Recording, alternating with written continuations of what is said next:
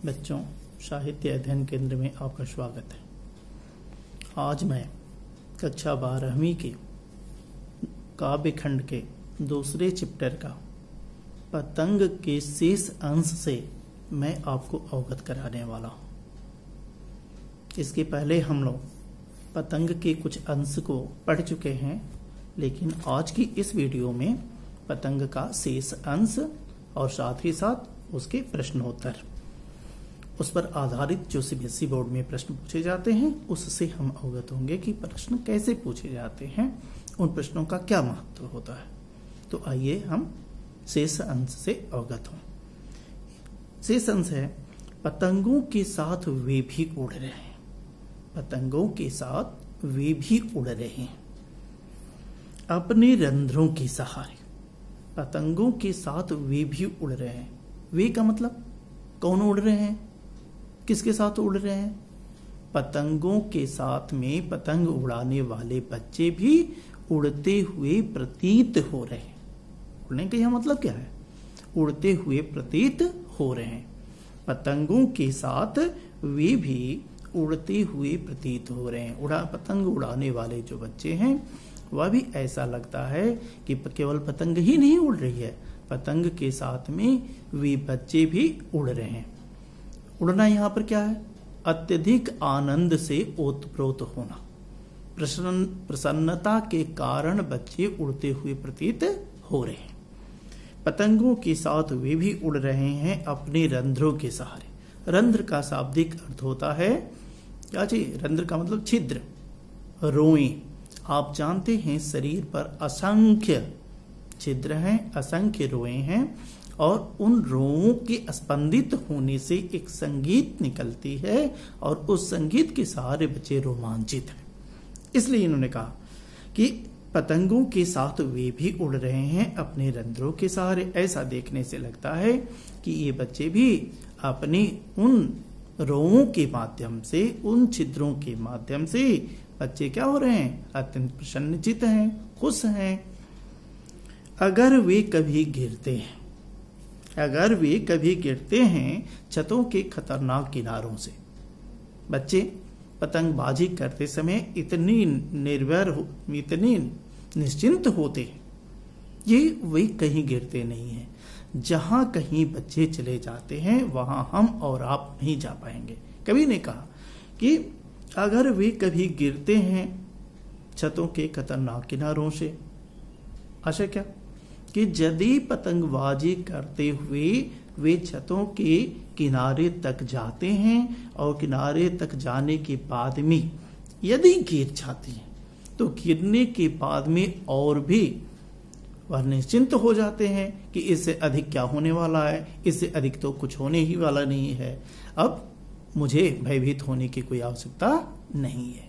इसलिए इन्होंने कहा कि अगर वे कभी गिरते हैं छतों के खतरनाक किनारों से तो और बच जाते हैं।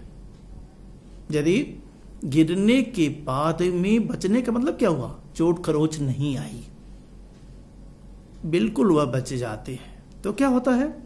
और भी निडर हो करके, निडर, पहले शब्द को समझिए।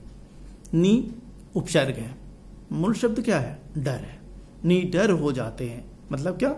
डर से वह रहित हो जाते हैं। नी का मतलब बिना होता है, डर का मतलब डरे, बिना डरे रहते हैं। अर्थात उनके अंदर जो डर होता है वह डर कहीं ना कहीं क्या समाप्त हो जाता है। उनके डर का, उनके अंदर का डर खत्म हो जाता है।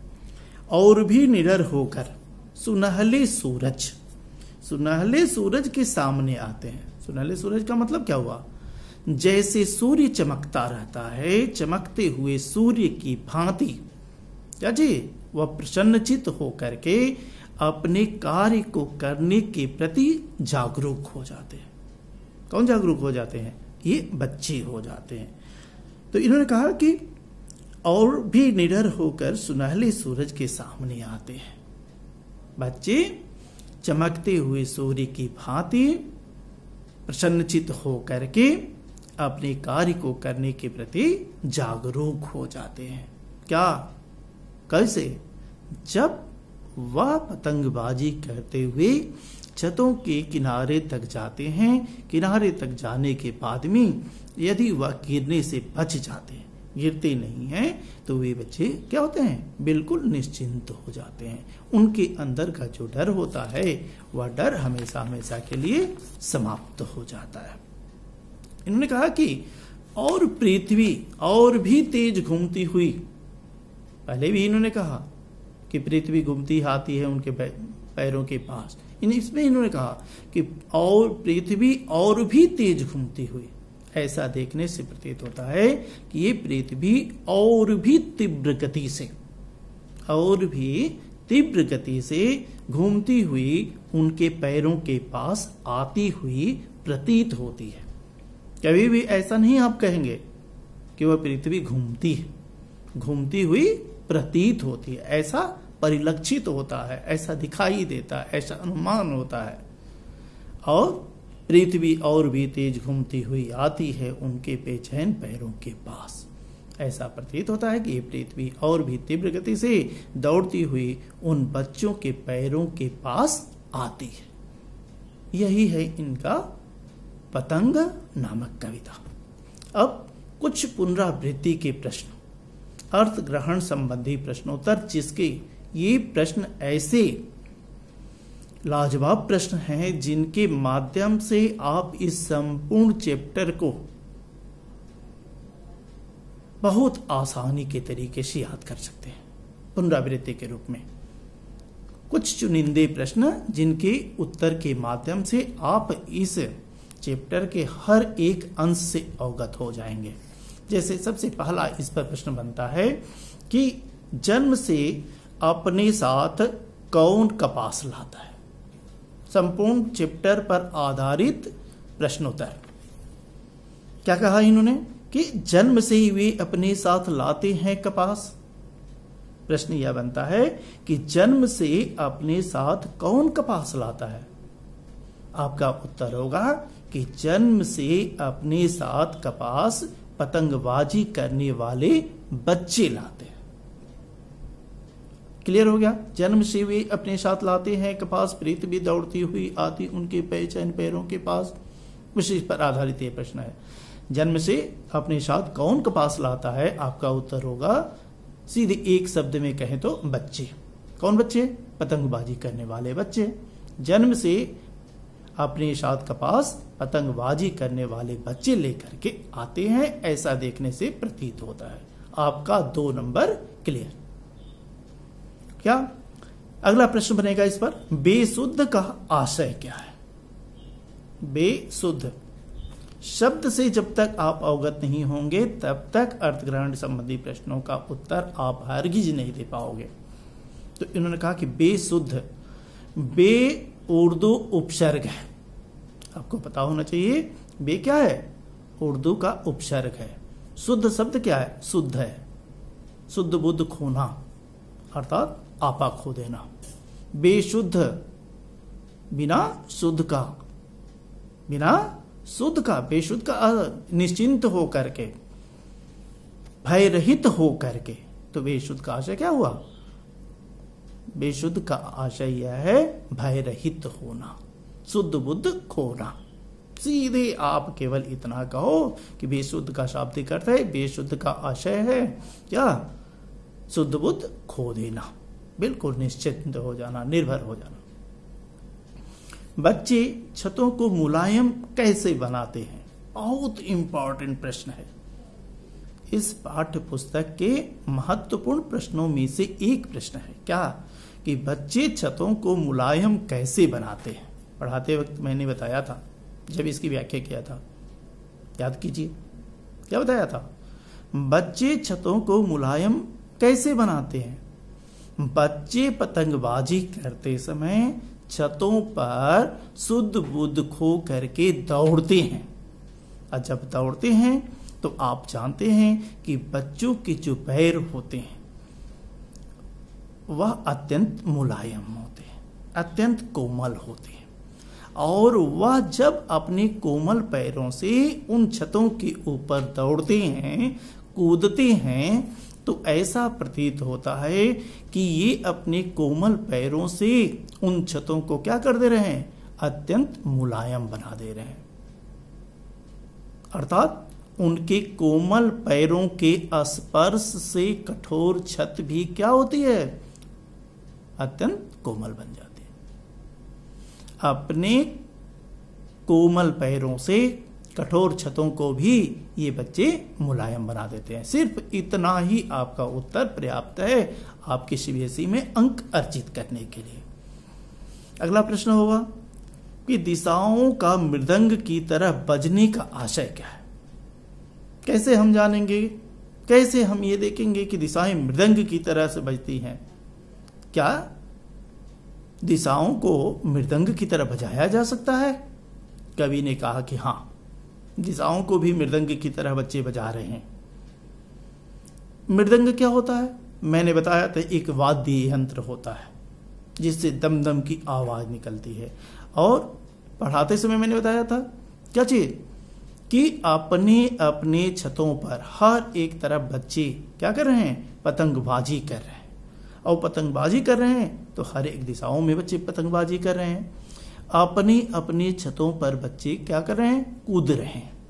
और बच्चे जब अपने छतों पर कूदते हैं, आपने अनुमान किया होगा जब आप अपनी छत पर कूदते हो तो दम दम की आवाज आती है। नीचे बैठे हुए लोग इस आवाज का आकलन करते हैं, अनुमान करते हैं कि वह छत कुछ आवाज करता है। और हर एक दिशाओं में पतंगबाजी करने वाले जितने भी बच्चे हैं, वे सभी बच्चे जब पतंगबाजी करते हैं, अपने अपने छतों पर दौड़ते हैं तो वह दम दम की आवाज निकलती है। उसी को कवि ने कहा क्या चीज, कि छतों को भी वह क्या कर रहे हैं, दिशाओं को भी मृदंग की तरह बजाते हुए।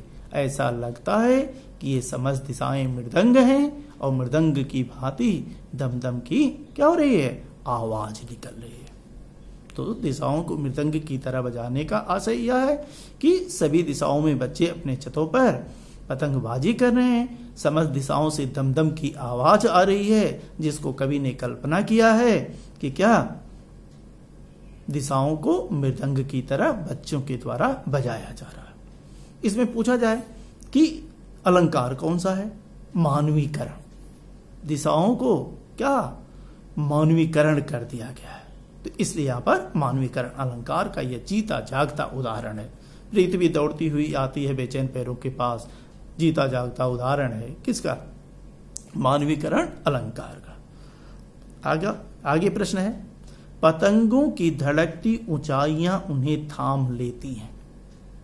पतंगों की धड़कती हुई ऊंचाइयां उन्हें थाम लेती हैं, इसमें कौन सा अलंकार है? मैंने कहा कि संपूर्ण पाठ का चंद्र शब्दों के माध्यम से, चंद्र प्रश्नों के माध्यम से मैं रामबाण औषधि दे रहा हूं, पूरा चैप्टर आपका तैयार हो जाएगा। पतंगों की धड़कती ऊंचाइयां उन्हें थाम लेती हैं में कौन सा अलंकार है? पतंगों की धड़कती हुई ऊंचाइयां उन्हें थाम लेती हैं में मानवीकरण अलंकार है। इसको भी क्या मनुष्य के रूप में चित्रित किया गया।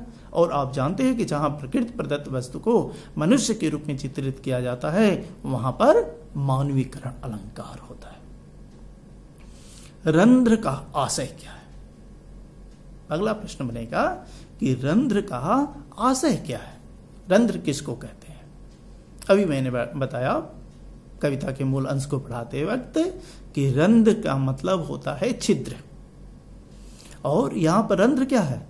आज शरीर के ऊपर अनेक प्रकार के अनेक क्या है, रंध्र हैं। और बायो वाले इस बात को जानते हैं खुद ही कि ये शरीर अनेक रंध्रों से मिलकर के बना हुआ, शरीर पर अनेक रंध्र हैं। तो आप साहित्य पढ़ रहे हैं, रंध्र का आशय पूछा जा रहा है, तो रंध्र का आशय आप सीधे बताएंगे छिद्र, अर्थात शरीर के रोएं। शरीर की रों को ही यहां पर क्या कहा गया है, रंध्र कहा गया है। अगला प्रश्न है कि सुनहले सूरज के सामने आने का आशय क्या है? सुनहले सूरज के सामने आने का आशय क्या है? उत्तर होगा आपका बहुत ही अच्छा कि स्वर्णालय सूरज के सामने आने का आशय है क्या जी? सूरज जैसे तेज युक्त होकर क्रियाशील होना। सूरज जैसे तेज युक्त होकर के क्या क्रियाशील होना स्वर्णालय सूरज का आशय है। अगला प्रश्न, पृथ्वी बच्चों के पैरों के पास कैसे आती है? कहा जाता है ना कि पृथ्वी दौड़ती हुई आती है उनके बेचैन पैरों के पास। इस पर यह प्रश्न बनता है कि पृथ्वी कैसे उनके दौड़ करके उनके पैरों के पास आ जाती है? क्या पृथ्वी कोई बच्चा है जो दौड़ करके उनके पैरों के पास आ गई? हाँ, पृथ्वी का यहां पर क्या किया गया? मानवीकरण किया गया है।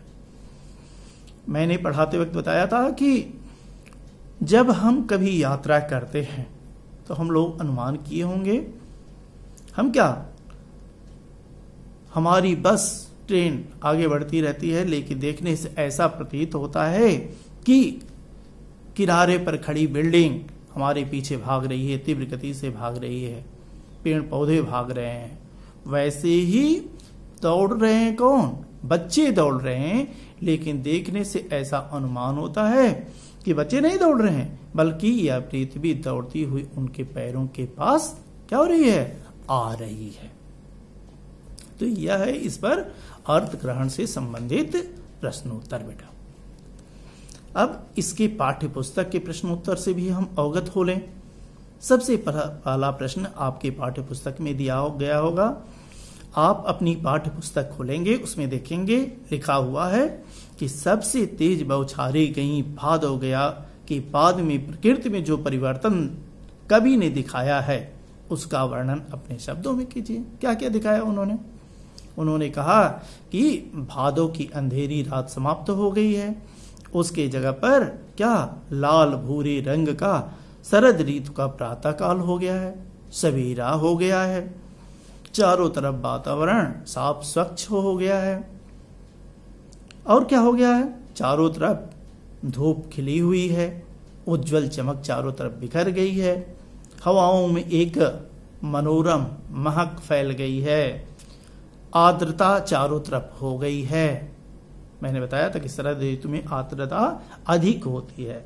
दूसरे रूप में यह कहेंगे कि आकाश अत्यंत मुलायम हो गया है और पतंगबाजी करने के लिए अनुकूल हो गया है। पहले प्रश्न का उत्तर हो जाएगा। दूसरा प्रश्न इन्होंने सोचकर बताएं कि पतंग के लिए सबसे हल्की, एक बार प्रश्न पुनः, सबसे क्या है?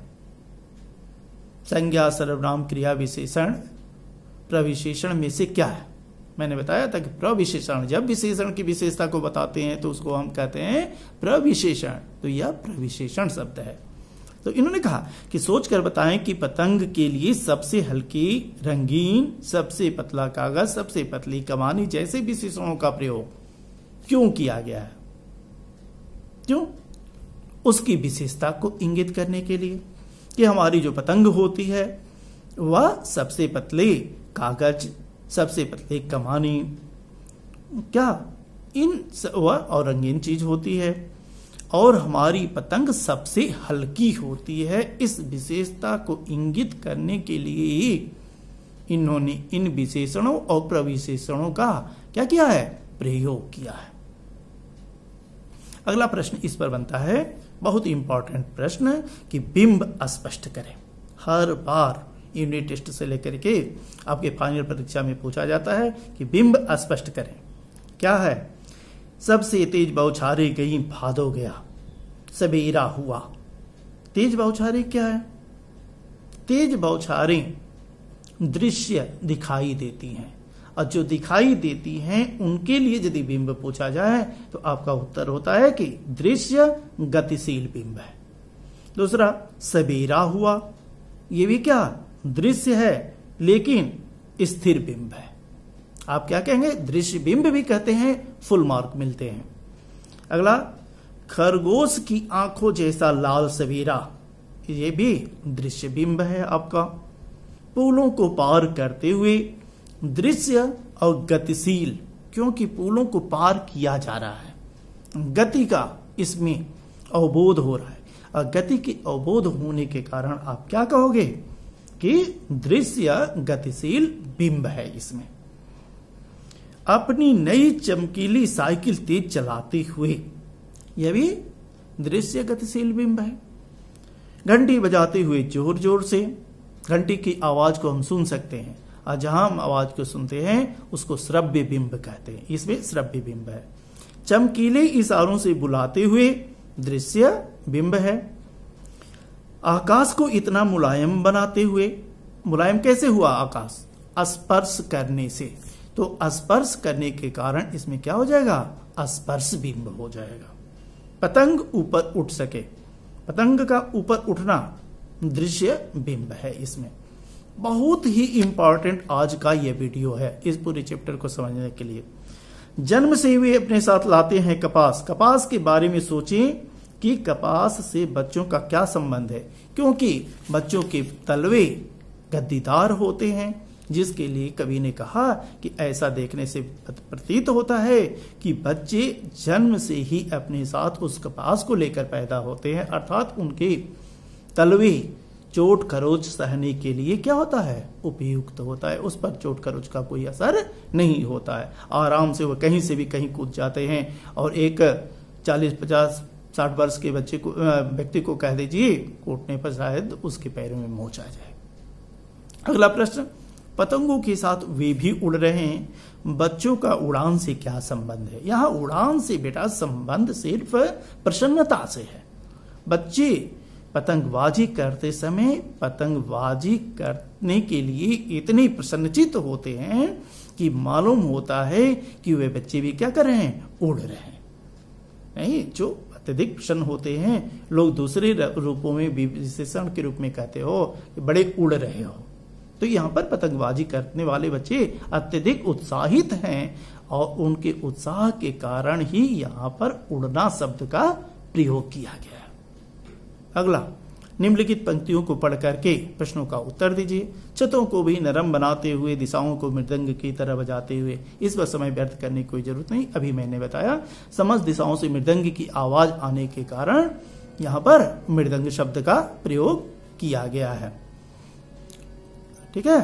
अगला है कि अगर वे कभी गिरते हैं, छतों के खतरनाक किनारों से और भी बच जाते हैं, तो इसमें प्रश्न है कि जब पतंग सामने हो तो दिशाओं को मृदंग की तरह बजाने का तात्पर्य क्या? अभी आप लोग देख चुके हो, इसमें कहीं कोई समय व्यर्थ करने की आवश्यकता नहीं है। आसान है, अर्थ ग्रहण के प्रश्नों में इसका उत्तर आप देख चुके हैं। तो यह है संपूर्ण पाठ। इसके साथ ही ये दूसरा चैप्टर